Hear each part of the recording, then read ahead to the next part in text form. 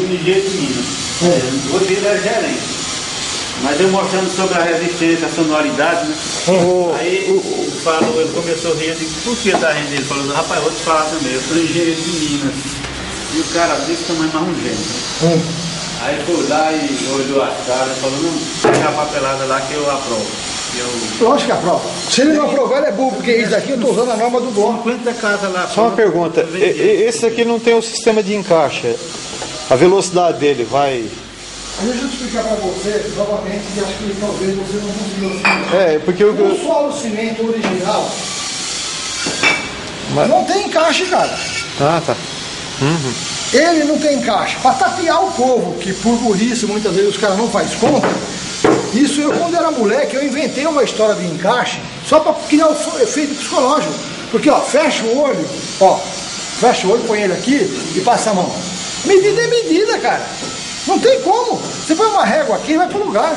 Agora, o encaixe, se justo for, ele só vai para travar, caiu um grãozinho de sujeira, aí que o bicho trava, e aí que a obra trinca toda, na verdade, é isso? Então o que acontece? Se ele não tem nada, você pode inclusive até errar um pouquinho para lá, um pouquinho para cá. Então o que eu fiz? O princípio não é você fazer isso. Eu faço uma tábua com 3 pinos. Quando eu descer a tábua, o que eu faço? Eu chamo de tridente. Eu não ponho todo no mesmo alinhamento? Sim. Para que eu vou contar com os dedos e com a visão do cara? Sim. Não, e aqui no Brasileirinho, o senhor faz o mesmo? Não precisa. A peça é maior, você tem paralelismo. Ó, olha aí. Se eu descer aqui uma madeira aqui com 3 dentes ou 4 dentes, eu não ponho tudo na mesma posição?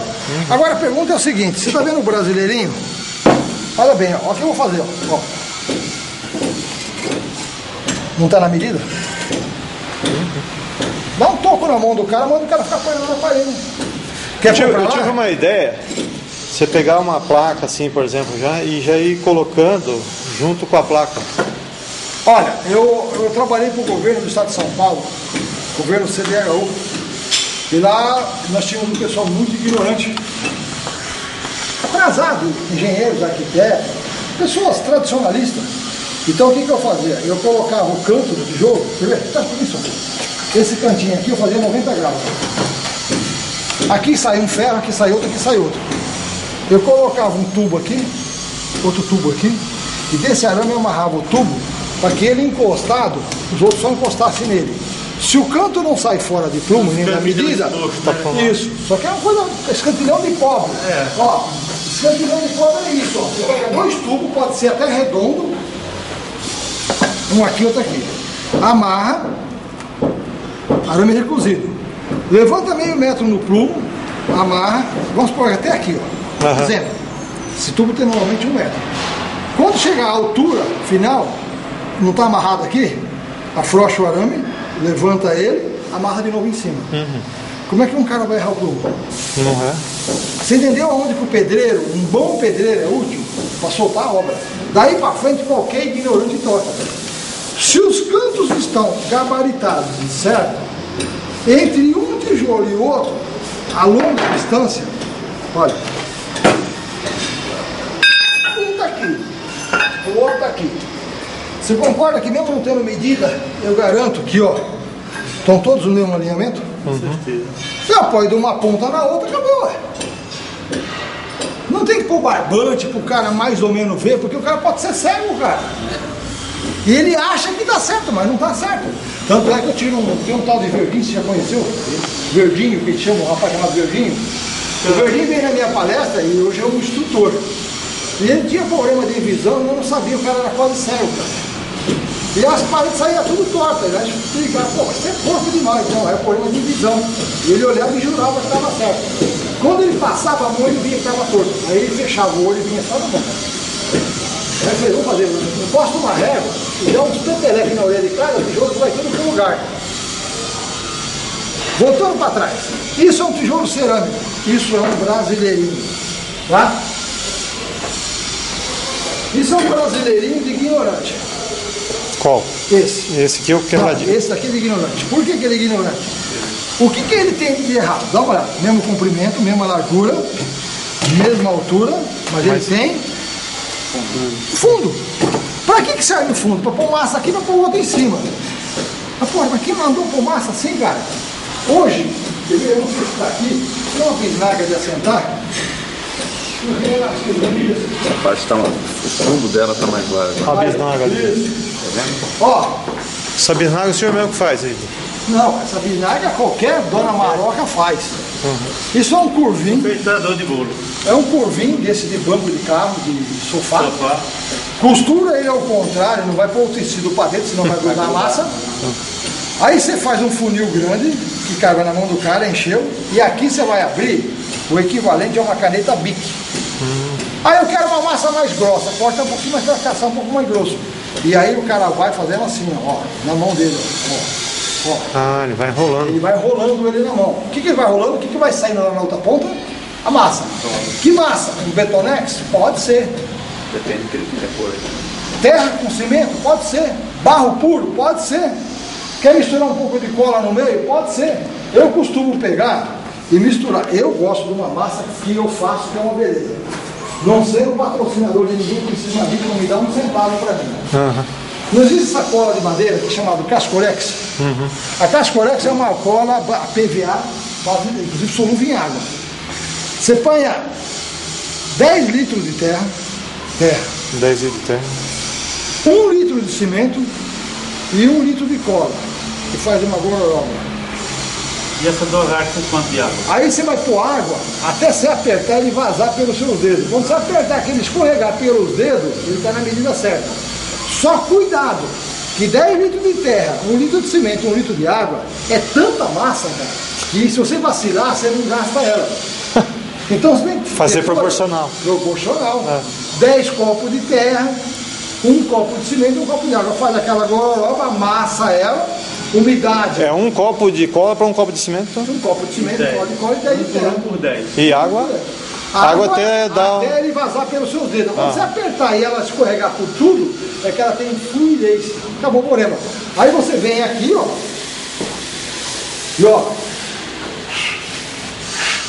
Acabou. E se for aqui, ó. Você notou que o brasileirinho tem um negócio inteligente. A parede é fina, mas do outro lado a parede é grossa. Ah, isso que Por eu. que ela foi feita grossa? Poder passar massa Olha, dá certo. o cara tomou 2 litros de cachaça naquele dia, tá meio bêbado, ele tá meio tremendo, então ele vem aqui, ó. Agora, se eu for pro lado fininho dele, dificilmente ele vai acertar. Entendeu? Então o que acontece? O pessoal pode até me copiar, mas a invenção foi minha. Agora, e esse blocão brasileirinho de parede grossa que tá aqui, ó? Por que ele tá aqui? A BNT prevê num prédio, quanto mais forte for o brasileirinho, chamado estrutural. Então esse dá por norma de bloco 2 MPa e meio. Esse, 6, 8, até 10 MPa. Qual brasileirinho dá um prédio mais seguro e mais forte? Esse ou esse? O de maior MPa. Esse. Por quê? Por quê? Quem segura o prédio? É o bloco ou é a coluna? Rolou. A coluna dessa não é maior que essa, cara? Ó, não cabe em minha mão, aqui cabe, ó. Tem maior vazão de ar. Amigo, não é só o ar. Estruturalmente falando, ele está travado. Eu costumo dizer, com toda certeza, eu não errei. Deus é brasileiro. Porque se Deus não fosse brasileiro, essas casas caíam tudo. Os caras levantam a parede de tijolo cerâmico sem coluna, cara. É verdade. A primeira mexida vai travar no quê aquele negócio, cara? Um gerente de concentração, o gerente da Caixa foi lá me convidar para me fazer 4 casas para ele lá no condomínio de 26.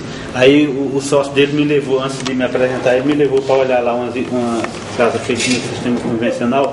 É só no meio colocar a canaleta. Mas se ele pegar um vento lateral de 70 por hora, ele joga ela no chão. Joga no chão. E se um fusquinho, o cara tiver bêbado, bater na parede, a casa Cai inteira cai com um efeito dominó. Porque dá uma olhada no que os caras fazem. É Ó. como tiver um cinto de a calça não cair, você coloca. Exatamente. Olha aqui, ó. Esse tijolo cerâmico é o que está sentado aqui. Gente, dá uma olhada que estupidez de massa que tem aqui, ó. Olha. Olha. Ó. Olha aí. É o mesmo tijolo, Olha o cara. reboque do pé. Olha aí, ó. Depois nós queremos que o senhor nos mostre como é que faz aquele reboquinho lá. Agora dá uma olhada lá dentro. Você tá vendo o cheio de massa nos buracos? Rapaz. Como é que isso é leve? Fala pra mim. Aonde está a leveza? Só que tem uma coisa, você vai no Paraná, você vai em Curitiba, você vai no Rio Grande do Sul, você vai no Paraguai, Os caras sentam com esse montoeiro de massa aqui, esse montoeiro de massa aqui, aqui, aqui e lá. Aonde está a economia e a leveza? Eles acham que isso aqui dá sustentação a... Um metro quadrado dessa parede pesa 480 quilos. O metro quadrado da parede do Brasileirinho assentado conforme a gente ensina, e não com essa parede, com a parede mais grossa, pesa 240 quilos, só a metade. metro quadrado. A fundação que você já. faz, exatamente, a fundação que você faz para um andar, eu faço 2 andares em cima, porque eu peso a metade. Agora, você vai falar isso numa sala de aula com o aluno? É complicado. Então hoje você tem o engenheiro e o arquiteto formado nos padrões antigos. É verdade. Os modernos que estão se formando são pessoas estagiárias que vão para o canteiro de obra e aprendem na prática. Porque mesmo na área da medicina, que é a sua área, que é a odontologia, né? É isso? Sim. Você sabe que tem alunos e tem alunos. Tem cara que, pelo amor de Deus. Esse gerente da Caixa, ele chegou lá, olhou assim e falou, eu ainda tenho que aprender um pouco com vocês e comigo. Ele disse, pô, tu é engenheiro, mas tu sabe coisa que eu não sei.